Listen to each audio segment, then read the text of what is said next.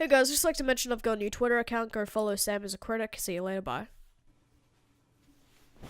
Hey everybody, I'm Sam the Music Critic, and yes, by the way, I've got a new setup because my last one was absolutely trash. It was very slow, but anyway, today I'll be reviewing the new Aesop Rock and Tobacco album, Malibu Ken. Oh, that's the cover art.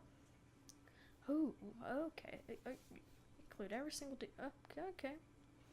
Alright, that's cool.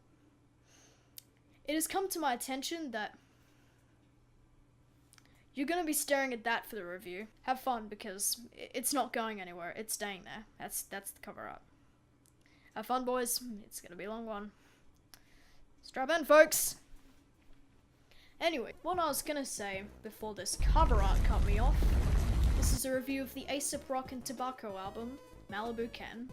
Now, I'm not exactly too familiar with these guys, but I'll just give a little bit of background just so you're familiar with them.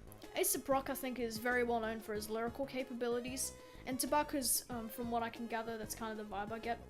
A very weird but electronic producer, yeah.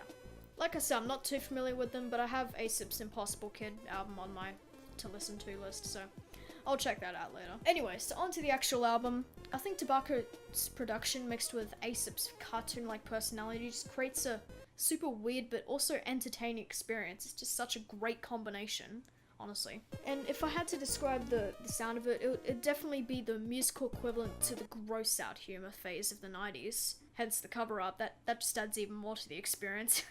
And that's both in terms of lyrical and instrumental substance. Anyway, onto the production on this album.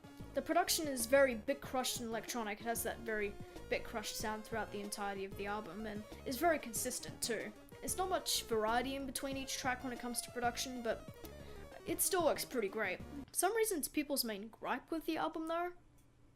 I don't see it. It's not forgettable. I like it. Cool. You've got your opinion, buddy. Even with that being said, there are some true standouts when it comes to production. You've got Corn Maze, you've got Tuesday, you've got Swordbox, you've got Suicide Gulp. Just some of the standout tracks when it comes to production. Also some of my favorites, check the description. And some of the sounds used in production will complement the songs very well. Like, just one example being the saxophone noise in Corn Maze. Also, one point I'd like to make about the 90s gross out humor comment. Dog Years is the literal equivalent to that sound. It's just got this very 90s aesthetic, and I wouldn't even be surprised if it was made in the 90s. Like, what?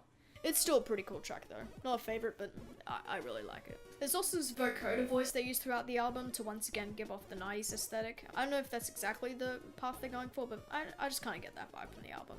It's kind of hard to understand what Tobacco is saying in that voice, but I mean, I think it still works pretty well with the album. Even though one gripe I have with it is maybe the vocoder effect was a bit overdone. I think they could have just turned it down a tad, but apart from that, I think it's pretty good. I think it's cool. Anyway, onto the lyrical substance of this album. Aesop's flow and lyrical abilities just absolutely on point. He's got this like dictionary style rapping where he finds all these crazy metaphors and rhymes out of nowhere. Like, oh, here's a metaphor. And Save Our Ship is a very big example of this. It's like he's just getting random words. Oh, random word there, random word there, random word there. Oh, got all these random words. And it works, what can I say? He actually manages to make, like, some great rhymes and lyrics for these words. And I don't know how you do it. But goddamn does he do it well. 1 + 1 = 13 is also written pretty well. It's got all these nods to different superstitious symbols and icons and all that stuff. I mean, it's a song about good luck and bad luck and superstition and all that, so like...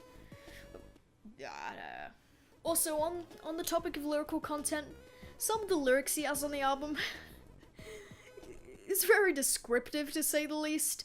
Especially on tracks like Churro, on the track Churro, where he's talking about this webcam that was set up. It was a live feed that would observe this nest of 2 eagles, you know, just chilling, hanging out, doing their stuff. And then one day viewers were watching the live stream, and the video was the 2 eagles feasting on a cat. This is in Aesop's words. Sometimes a bird will eat a cat like it's a hecking churro. Oh my god damn, son. God. he does not hesitate to include every tiny detail of the story. Like, if you thought that packed the punch, he just gets nastier and grittier. He's invested. He wants you to make you feel gross. Like, oh my god. But to all the people that like dark humor, you're gonna love this song, honestly.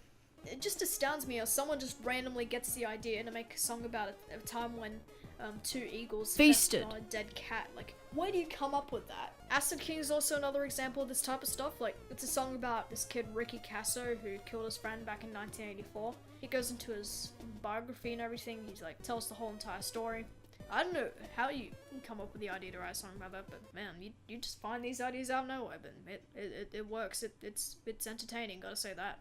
Aesop, he just doesn't fail to write great bars, honestly. Anyway, in summary, I think Aesop's lyrical ability and Tobacco's Bit Crush production actually worked really well together. Like I said before, it's such a weird but also very entertaining experience.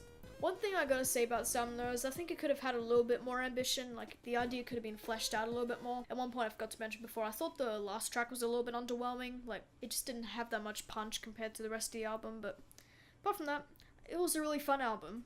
And in the words of Anthony Fantano himself, Malibu Ken is pure fun, but total weirdos.